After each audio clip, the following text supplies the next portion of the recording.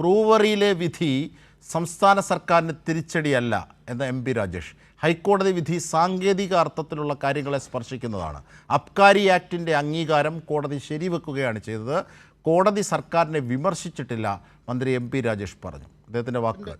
സർക്കാരിൻ്റെ ഉത്തരവാദിത്തമല്ല. കാരണം എന്താ അറിയോ, വാട്ടർ അതോറിറ്റിയുടെ രേഖ ഇവർ പരിശോധിച്ചു. മാത്രമല്ല ക്യാബിനറ്റിൽ ഇത് വെച്ചതും ശരിയായ നടപടിയാണ്. സർക്കാരെല്ലാം ശരിയായിട്ടാണ് ചെയ്തിട്ടുള്ളത്. അതുകൊണ്ടല്ലേ സർക്കാരിനെതിരെ വിമർശനമില്ലാത്തത്. സർക്കാരിനെതിരെ വിമർശനമില്ലാത്തതുകൊണ്ടല്ലേ. ഭൂഗർഭജലം ഊറ്റില്ല എന്ന് പറയാൻ വേണ്ടിയാണ് സർക്കാർ അനുമതി കൊടുത്തത്. അതിൻ്റെ അടിസ്ഥാനത്തിലുമാണ്. ഏത് ഭൂഗർഭജലം ഊറ്റില്ല എന്ന വ്യവസ്ഥയുടെ അടിസ്ഥാനത്തിലാണ്. അത് സമ്മതിക്കില്ല. ഒരു തുള്ളി, ഞാൻ ഈ പ്രസ് ക്ലബ്ബിലിരുന്ന് പറഞ്ഞിട്ടുണ്ട്, ഒരു തുള്ളി ഭൂഗർഭജലം ഊറ്റാൻ അനുവദിക്കില്ല എന്നത്.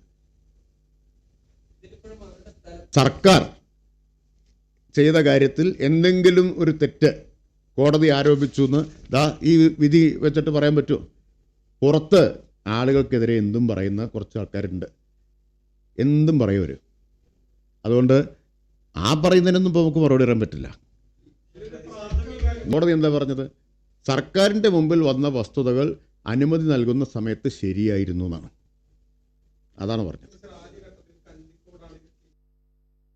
കൂടുതൽ വിവരങ്ങളുമായി സച്ചിൻ വള്ളിക്കാട് ഞങ്ങളുടെ പ്രതിനിധി ചേരുകയാണ്. സച്ചിൻ, യഥാർത്ഥത്തിൽ ഇന്ന് കോടതി വിധിയെ ചാരി സർക്കാരിനെതിരായി എന്ന പ്രചരണം നടക്കുന്നുണ്ട്. എന്നാൽ ഇതിൻ്റെ വസ്തുത അങ്ങനെയല്ല.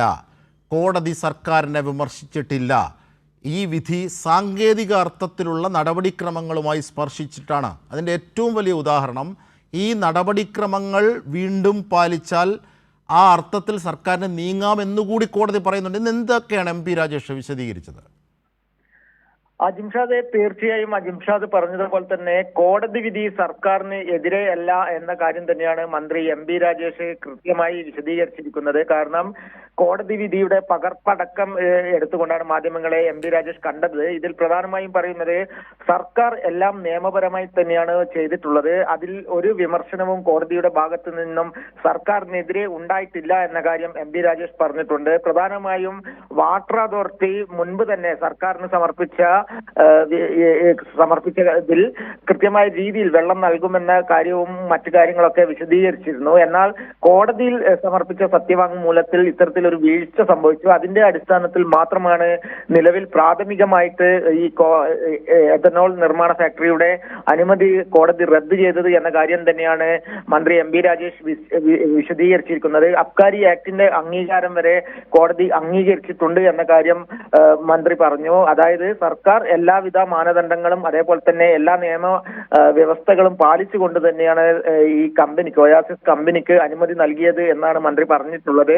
അതിനാൽ കോടതിയിൽ നിന്നും യാതൊരു വിമർശനവും അല്ലെങ്കിൽ സർക്കാരിനെതിരെയുള്ള ഒരു കാര്യവും ഈ കോടതി വിധിയിൽ ഉണ്ടായിട്ടില്ല എന്ന കാര്യവും മന്ത്രി പറഞ്ഞിട്ടുണ്ട്. പ്രധാനമായും ബി.ജെ.പിയും അതേപോലെ തന്നെ കോൺഗ്രസ് അടക്കമുള്ള പ്രതിപക്ഷ സംഘടനകളെല്ലാം സർക്കാരിനേറ്റ തിരിച്ചടി എന്ന തരത്തിലാണ് പ്രചരണം നടത്തിക്കൊണ്ടിരിക്കുന്നത്. എന്നാൽ കൃത്യമായ കാര്യങ്ങൾ ഇപ്പോൾ കോടതിയിൽ നിന്നും കോടതി വിധിയുടെ പശ്ചാത്തലത്തിൽ കൃത്യമായ കാര്യങ്ങൾ പുറത്തു വന്നിട്ടുണ്ട്. സർക്കാർ എല്ലാം പാലിച്ചുകൊണ്ട് തന്നെയാണ് ഈ എഥനോൾ നിർമ്മാണ ഫാക്ടറിക്ക് അനുമതി നൽകിയത് എന്ന് തന്നെയാണ് കോടതിയും അംഗീകരിച്ചിട്ടുള്ളത്.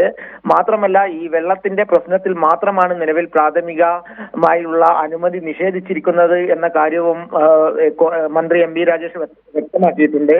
ഇതിൽ പ്രധാനമായും വ്യാജ പ്രചരണങ്ങൾ, വളരെ കാലമായി എഥനോൾ നിർമ്മാണ ഫാക്ടറിക്കെതിരെ വലിയ രീതിയിലുള്ള വ്യാജ പ്രചരണങ്ങൾ പ്രതിപക്ഷ സംഘടനകളുടെ ഭാഗത്തു നിന്നും ഉണ്ടായിട്ടുണ്ട്.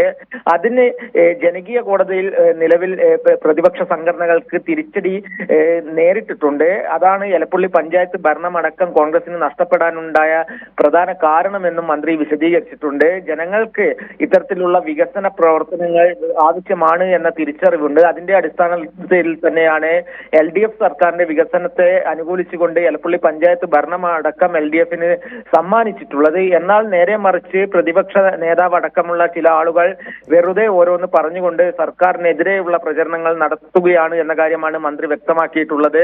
സർക്കാരിന്റെ ഭാഗത്തു നിന്നും ഒരു വീഴ്ചയും ഉണ്ടായതായി കോടതി കണ്ടെത്തിയിട്ടില്ല. പ്രധാനമായും ഒരു തുള്ളി ഭൂഗർഭ ജലം പോലും ഈ എഥനോൾ നിർമ്മാണ ഫാക്ടറിയുമായി ബന്ധപ്പെട്ട് ഉപയോഗിക്കാൻ വേണ്ടി സർക്കാരും അനുവദിക്കില്ല നടത്തിയിട്ടില്ല എന്ന കാര്യം കൃത്യമായി മന്ത്രി എം ബി രാജേഷ് വീണ്ടും വ്യക്തമാക്കിയിട്ടുണ്ട്. വാട്ടർ അതോറിറ്റിയുടെ ഉദ്യോഗസ്ഥരുടെ ഭാഗത്തു നിന്നും നിലവിൽ വീഴ്ച വന്നിട്ട് പിന്നോക്കം പോയത് കൊണ്ട് മാത്രമാണ് പ്രാഥമികാനുമതി കോടതി റദ്ദാക്കിയത് എന്ന കാര്യമാണ് മന്ത്രി വിശദീകരിച്ചിട്ടുള്ളത്. അതുപോലെ തന്നെ ഈ ബ്രൂവറി ഈ വിഷയത്തിൽ അത് വിവിധ തലങ്ങളിൽ വേണം ഈ വിഷയത്തെ കാണാൻ. ഒന്ന്, കോടതിയുടെ നടപടിക്രമങ്ങൾ സാങ്കേതിക അർത്ഥത്തിലുള്ളതാണ്. കാരണം അത് അവിടെയും സർക്കാർ ഇതിന് അനുമതി നൽകുന്ന ഘട്ടത്തെ സംബന്ധിച്ചും എം പി രാജേഷ് എടുത്തു പറഞ്ഞു. അപ്പോൾ സർക്കാരിന് അവിടെ ഒരു തരത്തിലുള്ള വീഴ്ച സംഭവിച്ചിട്ടില്ല. പിന്നെ സാങ്കേതികമായുള്ള കാര്യങ്ങൾ. ഇനി രണ്ടാമത്തതാണ് സച്ചിൻ സൂചിപ്പിച്ച പോലെ രാഷ്ട്രീയമായ കാര്യം. എലപ്പുള്ളി പഞ്ചായത്തിൻ്റെ ഭരണം UDF നഷ്ടമായത് എങ്ങനെ എന്നുള്ളത്, വികസന പദ്ധതികൾക്കെതിരായി ഇത്തരത്തിൽ നീങ്ങുന്ന രാഷ്ട്രീയ നീക്കങ്ങൾ, കുൽസിതമായ രാഷ്ട്രീയ നീക്കങ്ങൾ, അതിനുള്ള തിരിച്ചടിയായിട്ടാണ് എം പി രാജേഷ് അതിനെ ചൂണ്ടിക്കാണിക്കുന്നത്. മാത്രമല്ല, ഈ ബ്രൂവറിയിലേക്ക് സർക്കാർ പോകുന്ന അത്തരം ഒരു ചിന്ത വരുന്നത് തന്നെ ലിറ്റർ കണക്കിന് മദ്യം, ഇന്ത്യൻ നിർമ്മിത വിദേശ മദ്യങ്ങൾ പുറത്തു നിന്നാണ് എത്തുന്നത്, കർണാടക അടക്കമുള്ള.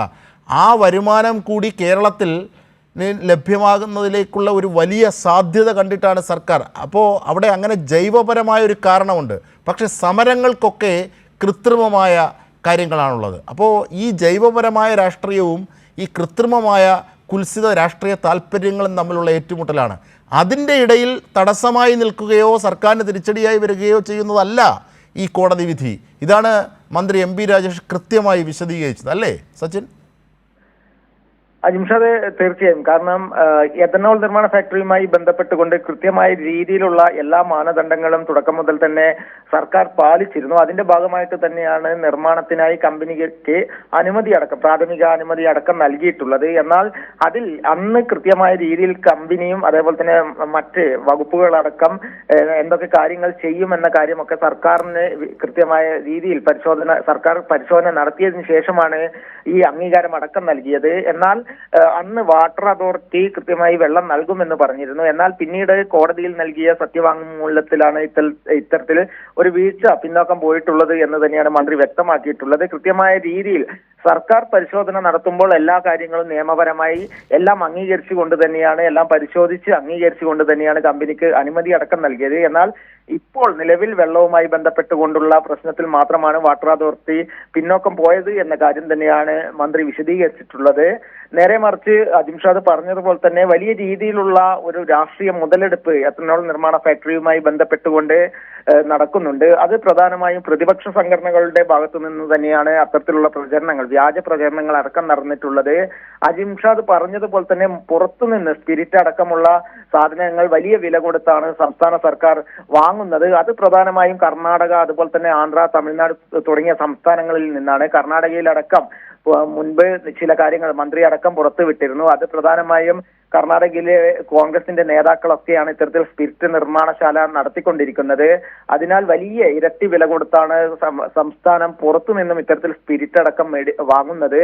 അതുകൊണ്ട് കേരളത്തിൽ തന്നെ ഇത്തരത്തിലൊരു സംരംഭം തുടങ്ങിക്കൂടെ എന്ന ഒരു ചിന്തയുടെ അടിസ്ഥാനത്തിൽ തന്നെയാണ് നിർമ്മാണത്തിനായി അനുമതി കമ്പനികൾക്ക് നൽകിയത്. എന്നാൽ പോലും അതിന് തുരങ്കം വെക്കുന്ന ഒരു നിലപാട് തന്നെയാണ് കോൺഗ്രസിന്റെയും BJPയുടെയും ഭാഗത്തു നിന്നും ഉണ്ടായിട്ടുള്ളത്. പ്രധാനമായും കോൺഗ്രസിനും BJPക്കും അടക്കം ഫണ്ടുകളടക്കം വരുന്നത് കർണാടക, തമിഴ്നാട് തുടങ്ങിയ മറ്റ് സംസ്ഥാനങ്ങളിൽ നിന്നൊക്കെയാണ്. അവിടെ നിന്നും ഇത്തരത്തിൽ സ്പിരിറ്റ് നിർമ്മാണശാലകളുടെ മുതലാളിമാരൊക്കെ കോൺഗ്രസിന്റെയും BJPയുടെയും വലിയ മുതിർന്ന നേതാക്കൾ അടക്കമുണ്ട്. അവരുടെയൊക്കെ കയ്യിൽ നിന്നാണ് സംസ്ഥാനത്തെ കോൺഗ്രസ് നേതാക്കളും BJP നേതാക്കൾ അടക്കം തെരഞ്ഞെടുപ്പുകളിൽ അടക്കം ഫണ്ട് വാങ്ങുന്നത്. അതിന്റെ ഇലക്ട്രൽ ബോണ്ടിന്റെ രേഖകൾ അടക്കം പുറത്തു വന്ന് അതിനെതിരെ വലിയ രീതിയിൽ നിലപാട് സ്വീകരിച്ചത്, ശക്തമായി കോടതിയിൽ അടക്കം പോയത് CPM ആയിരുന്നു. കൃത്യമായ രീതിയിൽ ഇത്തരത്തിലുള്ള എല്ലാ പ്രവർത്തനങ്ങളും ചെയ്തുകൊണ്ടിരിക്കുകയാണ്. രാഷ്ട്രീയ മുതലെടുപ്പിന്റെ ഭാഗമായി വികസന പ്രവർത്തനങ്ങൾക്കടക്കം തുരങ്കം വെക്കുന്ന നിലപാട് BJPയും കോൺഗ്രസും സ്വീകരിച്ചിട്ടുള്ളത്. അതിന് ജനകീയ കോടതിയിൽ പാലക്കാട്ട് ജനങ്ങൾ തന്നെ മറുപടി നൽകിയിട്ടുണ്ട്. കാരണം എലപ്പുള്ളി പഞ്ചായത്തിൽ അടക്കം വലിയ തിരിച്ചടിയാണ് നിലവിൽ ഭരണത്തിലുണ്ടായിരുന്ന